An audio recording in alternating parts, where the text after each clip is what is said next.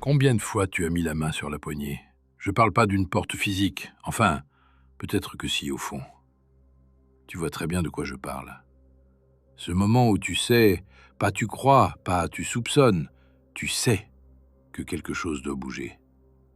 Que t'es arrivé au bout de quelque chose. Tu saurais même pas dire quoi exactement. Mais il y a un truc en toi qui s'est décalé, comme un meuble qu'on a poussé de quelques centimètres, et maintenant tout l'appartement a l'air de travers.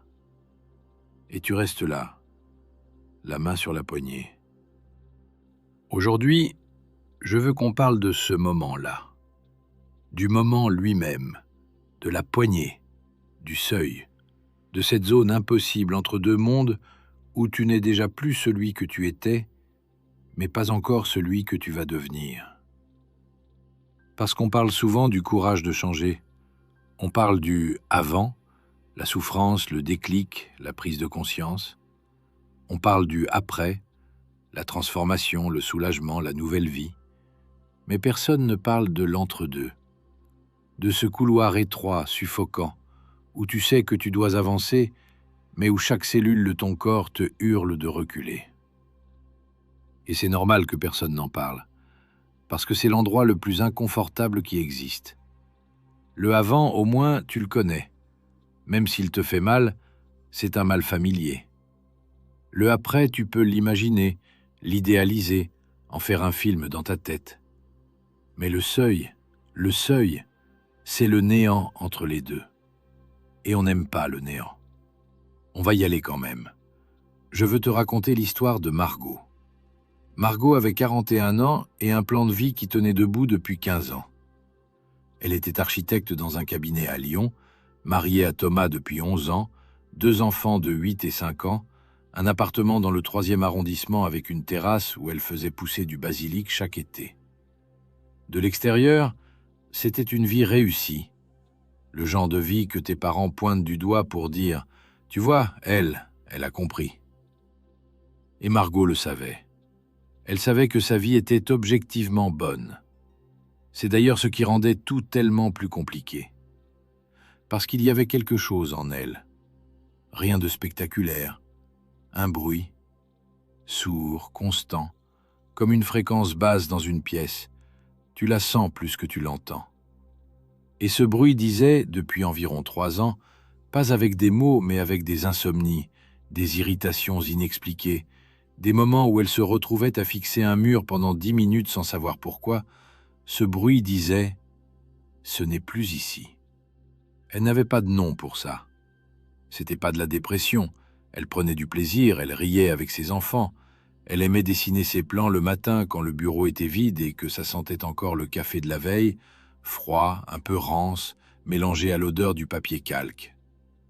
C'est un détail idiot, mais elle m'a dit que c'était son moment préféré. Avant que les collègues arrivent, avant les réunions. Juste elle et ses lignes. C'était pas une crise de la quarantaine non plus.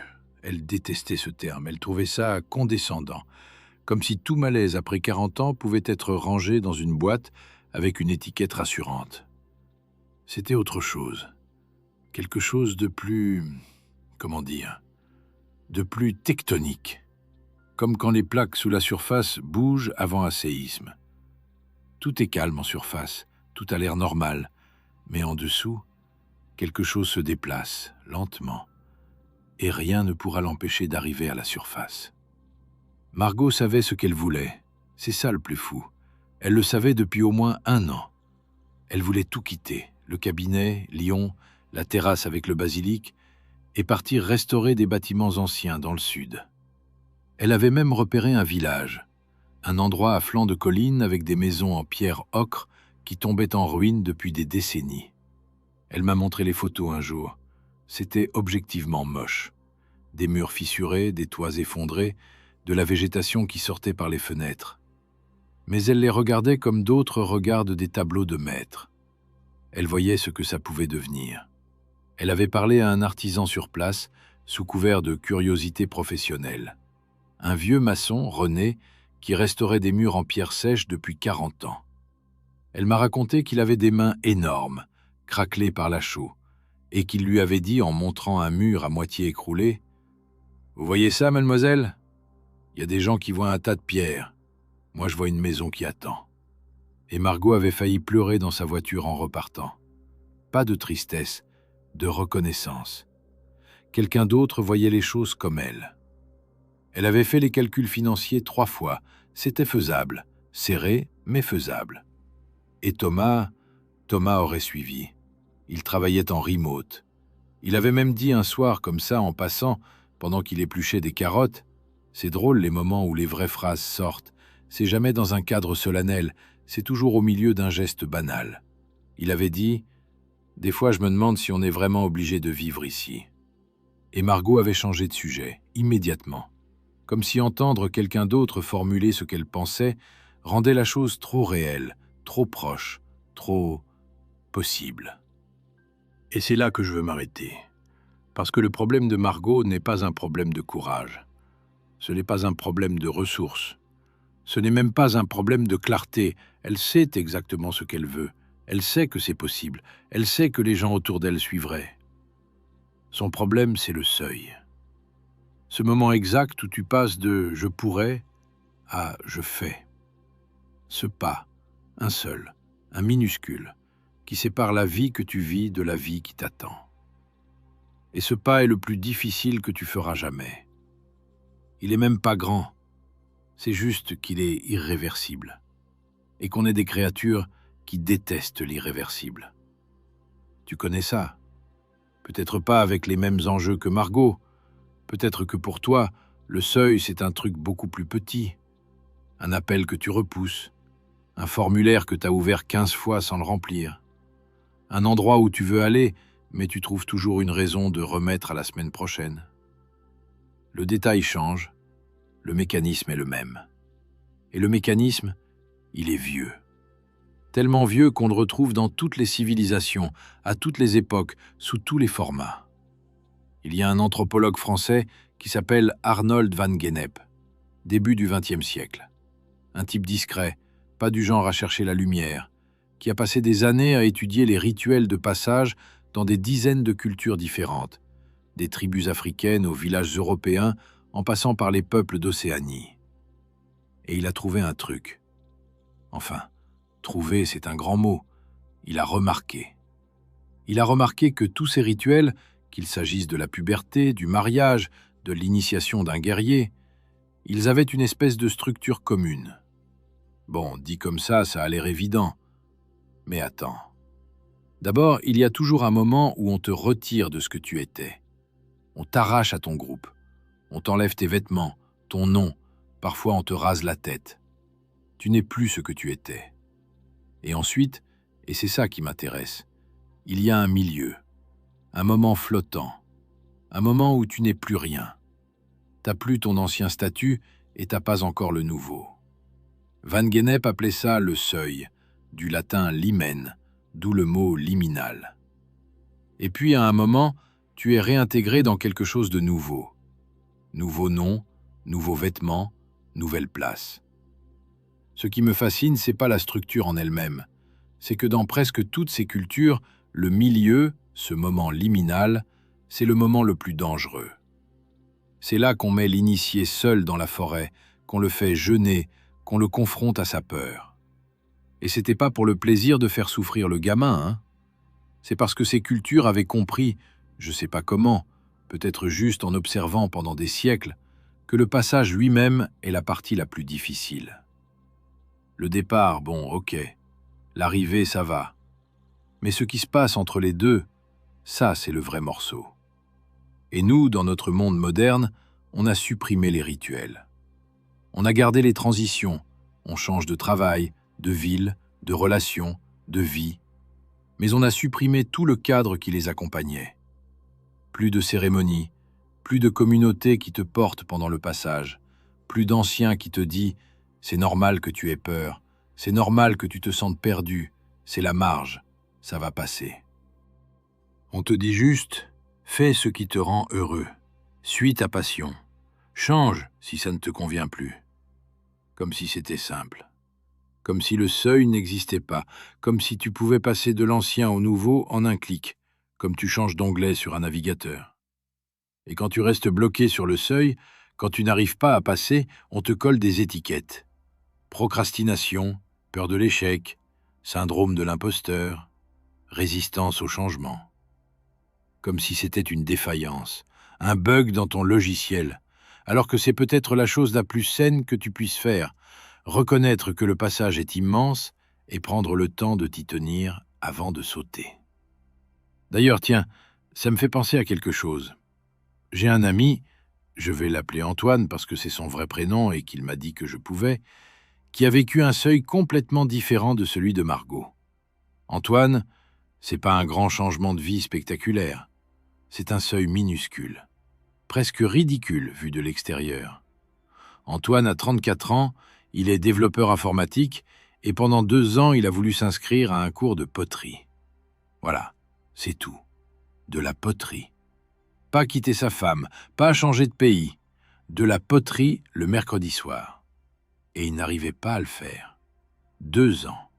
2 ans à regarder le site internet de l'atelier, à mettre la page dans ses favoris, à la rouvrir, à la refermer. Il m'en a parlé un soir en rigolant, genre « c'est con, hein ?» et je lui ai demandé ce qu'il bloquait. Et là, son visage a changé. Il a réfléchi longtemps. Et il m'a dit « Si j'y vais et que j'aime ça, ça veut dire quoi? Que j'ai perdu 2 ans? Que j'aurais pu commencer avant? Et si j'y vais et que j'aime pas ça, c'est presque pire.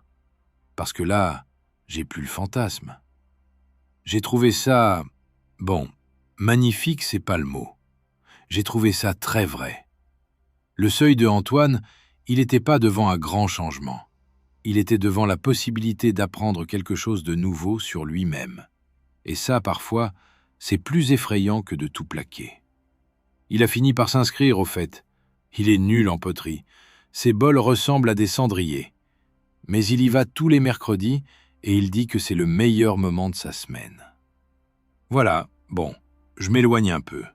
Ou pas. C'est la même mécanique au fond. Que le seuil soit immense ou minuscule, c'est le même vertige. Le même corps qui dit non. Et à ce sujet, le corps qui dit non, j'ai envie qu'on parle de biologie une minute. Margot, elle, a appelé ça son mur de verre. Elle voyait tout de l'autre côté. Le village, la lumière du sud, les pierres à restaurer, la vie plus lente. Tout était visible, tout était clair. Mais entre elle et cette vie, il y avait quelque chose d'invisible et de solide qu'elle n'arrivait pas à traverser. Et plus elle le regardait, plus il devenait solide, comme si le regarder le renforçait. Je lui ai demandé « Qu'est-ce qui se passe concrètement quand tu essaies de faire le pas? Quand tu te dis « Demain, j'appelle mon associé. Demain, j'en parle à Thomas. » Elle a réfléchi longtemps.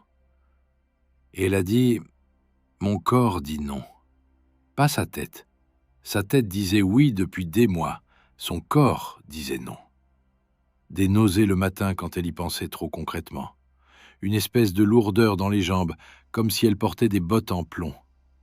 Et cette chose bizarre, quand elle s'approchait vraiment de la décision, quand elle commençait à écrire le mail à son associé par exemple, ses doigts devenaient froids, comme si le sang quittait ses mains. Et son cerveau se mettait à générer des urgences. Un dossier qu'elle avait oublié, un rendez-vous à déplacer, les courses à faire, n'importe quoi, pourvu que ça la détourne du seuil. Et ça, c'est pas de la faiblesse, c'est de la biologie.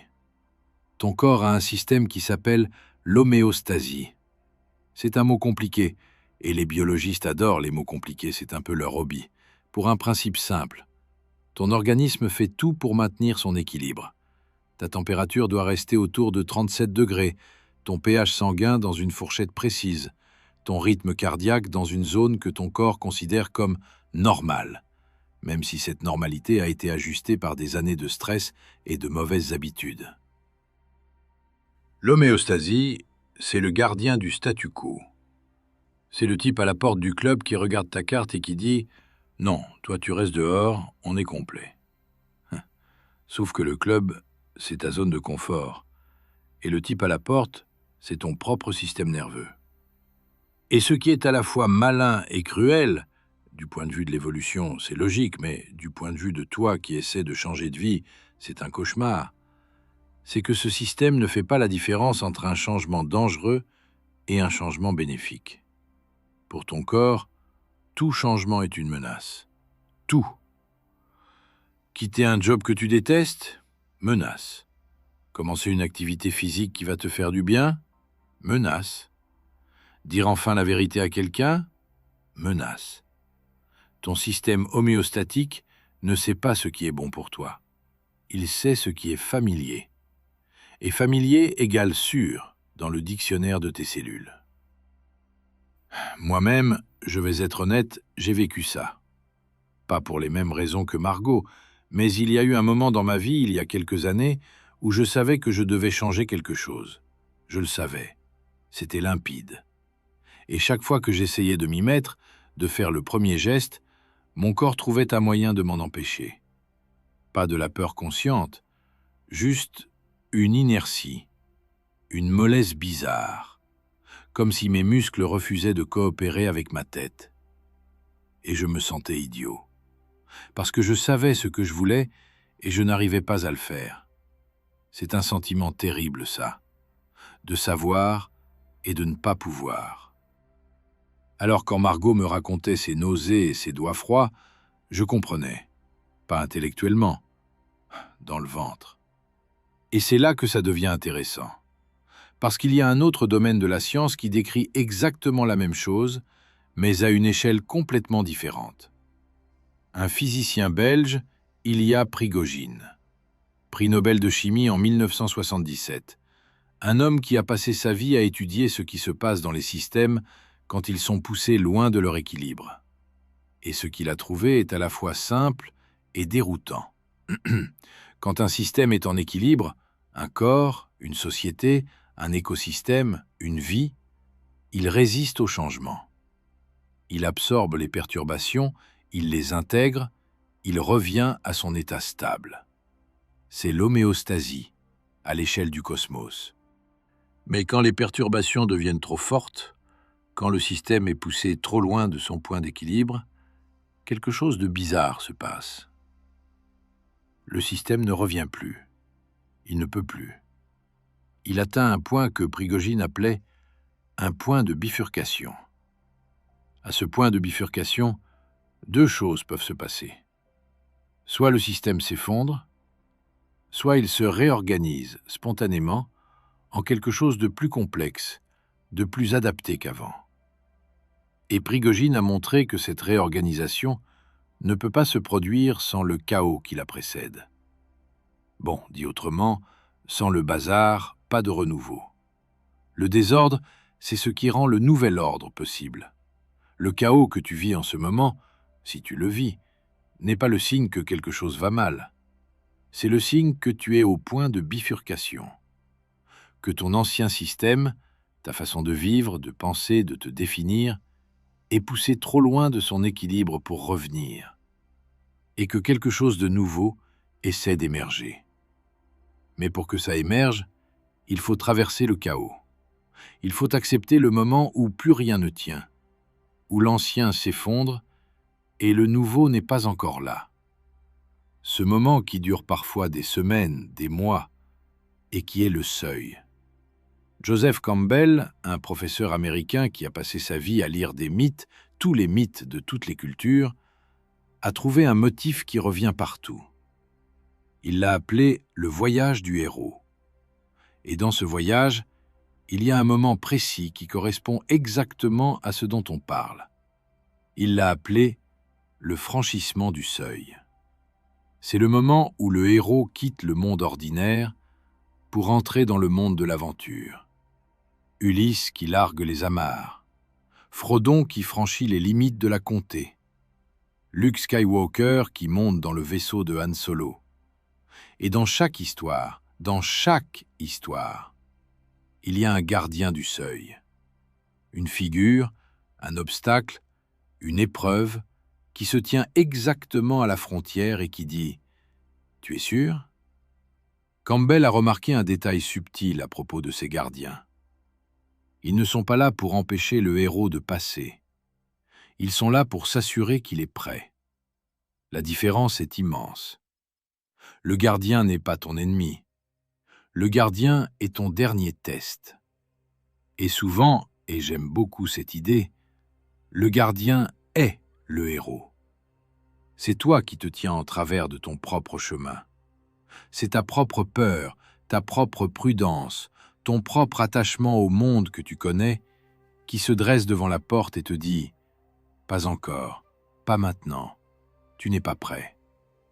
Et tu sais quoi, en y repensant, le gardien du seuil, c'est un peu comme l'homéostasie dont je parlais tout à l'heure. C'est ton système interne qui dit « On est bien là, pourquoi bouger ?» Sauf que Campbell le voyait sous un angle mythique et Prigogine sous un angle scientifique, mais ils décrivent la même chose. Cette résistance au passage, ce frein intégré dans la machine. Bon, je m'égare peut-être un peu. Ou pas, on verra. En fait, non, je ne m'égare pas. Je veux rester là-dessus une minute parce que c'est important.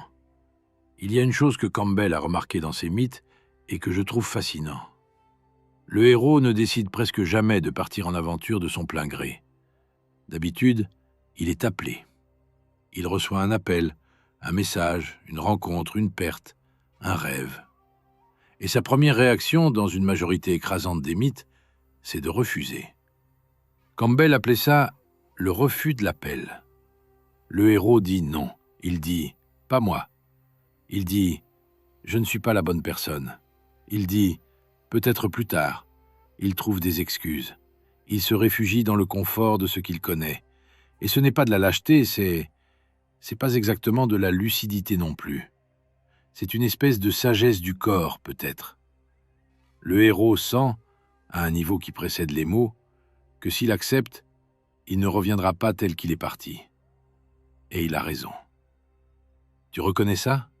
Ce moment où tu sais que quelque chose t'appelle, sans mots, sans annonce en lettres de feu dans le ciel, juste avec cette espèce d'insatisfaction sourde, cette démangeaison dans l'âme qui ne te laisse pas tranquille, et ta première réaction, c'est de dire non, de te trouver des raisons de rester, de te convaincre que ça va aller, que ce n'est qu'une phase, que ça passera.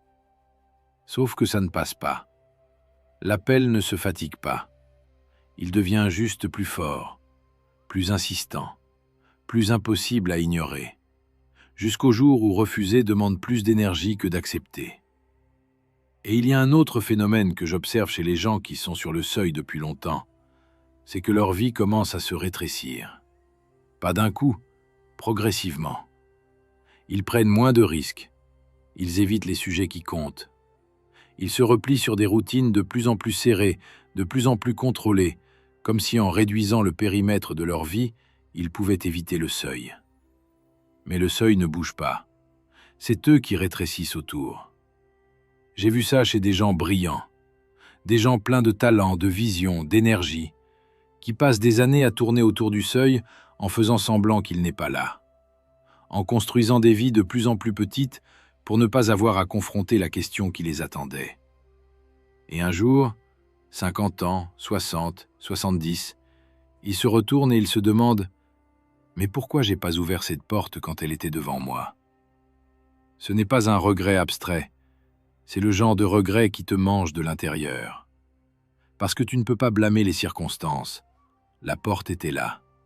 La poignée était à portée de main. Et tu as choisi de rester de ce côté-ci. Margot est restée sur le seuil pendant presque 2 ans. 2 ans. 2 ans à savoir ce qu'elle voulait sans le faire. 2 ans à mettre la main sur la poignée et à la retirer. Et pendant ces 2 ans, elle a fait ce que font tous les gens coincés sur le seuil. Elle a cherché des signes. Elle lisait des livres de développement personnel. Elle écoutait des podcasts sur le courage, la prise de risque, la réinvention de soi.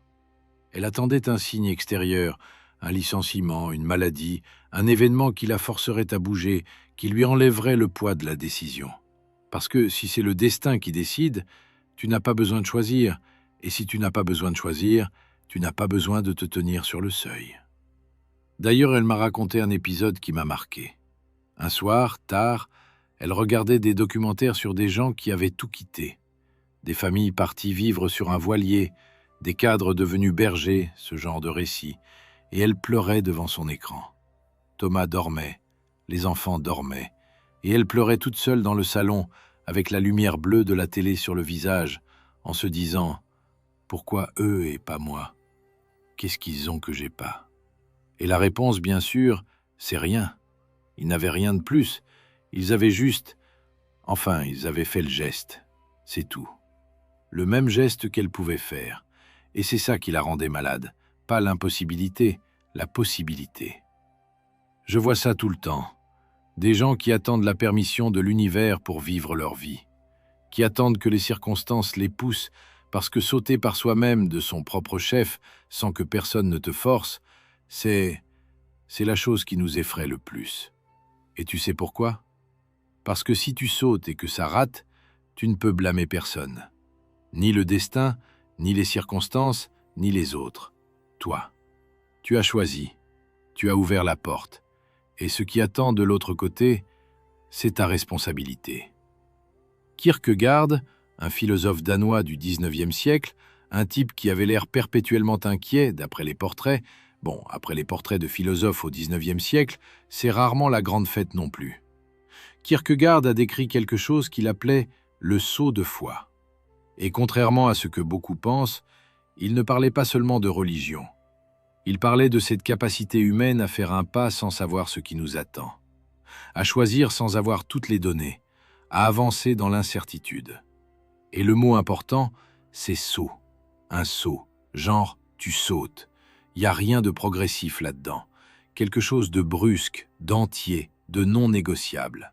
Tu ne peux pas sauter à moitié. Tu es de ce côté-ci ou de l'autre. Il n'y a pas de position intermédiaire.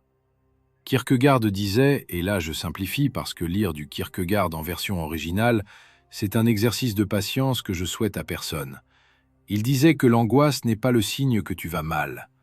L'angoisse est le signe que tu es devant un choix authentique, que tu es au seuil de quelque chose de vrai. Les fausses décisions ne génèrent pas d'angoisse. C'est quand le choix engage vraiment, quand il transforme ce que tu es, que l'angoisse apparaît. Alors si tu angoisses en ce moment, si quelque chose te tord le ventre quand tu penses à cette décision que tu repousses, c'est bon signe. Sérieusement. C'est le signe que la porte devant toi est la bonne porte. Les mauvaises portes ne font pas ce bruit-là. Margot m'a dit un jour, « Le pire, c'est pas la peur. Le pire, c'est l'entre-deux. C'est de ne plus être heureuse dans ma vie, mais de pas encore être dans l'autre. C'est d'être nulle part. Nulle part. » C'est exactement le mot qu'aurait utilisé Van Gennep. La marge, l'espace liminal, le seuil. Cet endroit où tu n'appartiens plus à ce que tu quittes et pas encore à ce que tu rejoins. Et c'est un endroit horrible, parce qu'on est des êtres qui ont besoin d'appartenir, d'avoir un sol sous les pieds, un nom, une adresse, un rôle. Et le seuil, c'est l'endroit où tout ça se dissout. Tu as peut-être connu ça. Ce moment entre deux emplois où les gens te demandent « Tu fais quoi ?» et que tu n'as pas de réponse. Ce moment après une rupture où tu ne sais plus qui tu es sans l'autre. Ce moment où tu as décidé de changer mais où le changement n'est pas encore visible et tu te sens comme un imposteur dans ta propre vie. Trop différent pour l'ancienne version, pas assez différent pour la nouvelle. C'est le seuil. Et tout le monde y passe. Et personne n'en parle. Tiens d'ailleurs, petit aparté, si tu regardes cette vidéo et que ce qu'on dit te parle, pas juste intellectuellement mais dans le ventre, et que tu veux que je continue à explorer ces territoires-là, un abonnement, ça m'aide concrètement. Pas pour les chiffres, j'en ai rien à faire des chiffres. Pour pouvoir continuer à prendre le temps de faire ce genre de vidéos. Voilà, c'est dit. On continue. Il y a un aspect du seuil dont personne ne parle et qui, selon moi, explique pourquoi on y reste coincé si longtemps. C'est le deuil de soi. Quand tu franchis un seuil, quand tu quittes vraiment, quand tu changes vraiment, tu ne perds pas seulement une situation, tu perds une version de toi. L'architecte lyonnaise, mère de 2 enfants terrasse avec basilic, c'est pas juste une description de vie, c'est une identité.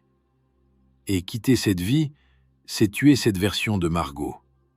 Pas physiquement, mais identitairement. Et ça, ton psychisme le vit comme une mort. C'est pour ça que le corps résiste autant. C'est pas la peur de l'inconnu, enfin, pas seulement. C'est le deuil de ce que tu es. Le deuil d'un toi qui a existé, qui a construit des choses, qui a des souvenirs, des preuves, une forme dans le monde. Et franchir le seuil, c'est dire à cette version de toi « Merci, mais c'est fini ». J'ai vécu ça aussi, d'une autre manière, à une autre échelle. Mais cette sensation de devoir dire au revoir à quelqu'un qu'on a été, c'est pas un concept abstrait pour moi. C'est un souvenir précis. Un soir où j'ai compris que la personne que j'avais été pendant des années n'avait plus de place dans la vie que j'étais en train de construire. Et c'était pas joyeux. C'était pas un soulagement. C'était un deuil. Avec tout ce que le mot implique. Et les rites de passage que Van Gennep a étudiés, ils avaient compris ça. C'est pour ça qu'ils incluaient souvent une mort symbolique. On te couvrait de cendres, on t'enterrait symboliquement, on te donnait un nouveau nom, parce que l'ancien toi devait mourir pour que le nouveau puisse naître. Et cette mort, elle ne pouvait pas être esquivée. Elle faisait partie du passage. Nous, on essaie d'esquiver. On veut la nouvelle vie sans la mort de l'ancienne. On veut passer de l'autre côté du seuil en gardant tout ce qu'on avait ici. Et ça ne marche pas. Ça ne peut pas marcher. C'est un peu comme déménager. Tu sais, ce moment où l'appartement est vide, les cartons sont dans le camion, tu as rendu les clés, et tu es debout au milieu de la pièce vide? Ce n'est plus chez toi. C'est un espace que tu reconnais, mais qui ne te reconnaît plus. Et la nouvelle adresse n'est pas encore investie, pas encore habitée. Tu es entre les deux. Et cet entre-deux, il dure parfois longtemps. Des semaines où tu cherches la lumière au mauvais endroit parce que l'interrupteur n'est pas au même mur. Mais personne n'a jamais regretté d'avoir déménagé une fois les cartons déballés. Enfin, presque personne. Mon cousin a déménagé 4 fois en 2 ans, et il regrette à chaque fois. Mais bon, c'est un cas particulier. Ok, une question pour toi, et je veux que tu y répondes honnêtement. Pas à moi, à toi. Quel est le seuil devant lequel tu te trouves en ce moment? Prends le temps, je ne suis pas pressé. Parce que tu en as un. Peut-être petit, peut-être immense. Peut-être que c'est un seuil professionnel, sentimental, géographique. Peut-être que c'est un seuil intérieur. Une croyance que tu sais fausse, mais que tu n'arrives pas à lâcher. Une habitude qui te définit depuis si longtemps que tu ne sais plus qui tu serais sans elle. Ou peut-être que c'est comme Antoine, un cours de poterie, un appel téléphonique, un mail de 3 lignes. Quelque chose de petit qui, pour des raisons que tu n'arrives pas bien à expliquer, te semble aussi lourd qu'un changement de continent. Quel qu'il soit, tu le connais. Tu le regardes depuis des jours, des semaines, des mois. Et tu te demandes, est-ce que c'est le moment? Je vais te dire quelque chose qui va peut-être te frustrer. Ce n'est jamais le moment. Il n'y a pas de bon moment pour franchir un seuil. C'est d'ailleurs pour ça que Kierkegaard parlait de saut et pas de passage. Un passage, ça implique qu'il y a un pont, une route, une transition douce. Un saut, c'est quand il n'y a rien entre les deux côtés et que tu y vas quand même. Et les gens qui ont franchi des seuils majeurs dans leur vie, j'en ai parlé avec beaucoup et ça continue de m'étonner, aucun ne dit « j'étais prêt ». Aucun. Ils disent « je ne pouvais plus rester ». Ce n'est pas le courage qui fait franchir le seuil, c'est l'impossibilité de l'immobilité. Le moment où rester fait plus mal que partir. Le moment où le connu devient plus effrayant que l'inconnu. Et ça, Prigogine l'aurait compris. Son point de bifurcation, c'est exactement ça. Le système ne change pas parce qu'il le veut.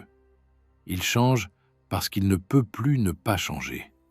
Parce que les perturbations se sont accumulées au point où l'ancien équilibre est devenu intenable. Et à ce moment-là, exactement à ce moment-là, le système est forcé de choisir, s'effondrer ou se réorganiser. Et c'est peut-être là que tu en es. Peut-être que les perturbations s'accumulent, les insomnies, l'irritabilité, cette sensation que quelque chose ne va pas, même quand tout va bien. Ce décalage entre la vie que tu vis et la vie que tu portes en toi. Ces perturbations ne sont pas des problèmes à résoudre, ce sont des signaux, des indicateurs que tu approches du point de bifurcation, que l'ancien équilibre ne tiendra plus très longtemps. Margot a fini par franchir le seuil, et c'était rien de spectaculaire. Oublie les films avec la musique de fond et le grand discours. C'était beaucoup plus banal que ça. Et c'est peut-être ce qui rend la chose vraie. Un lundi matin, août. Il faisait lourd, orageux, le genre de jour où l'air colle à la peau et où tu transpires sans bouger. Les enfants étaient chez les grands-parents. Thomas était dans le salon, son ordinateur sur les genoux, un reste de café froid à côté de lui. Margot s'est assise à côté de lui. Elle sentait le tissu du canapé sous ses doigts, un peu rugueux. Elle m'a dit ça, ce détail idiot, qu'elle se souvient de la texture du canapé. Et elle a dit « Je veux qu'on parte. Pour de vrai. Pas dans 2 ans. Pas quand ce sera le bon moment. Maintenant. Enfin, en septembre.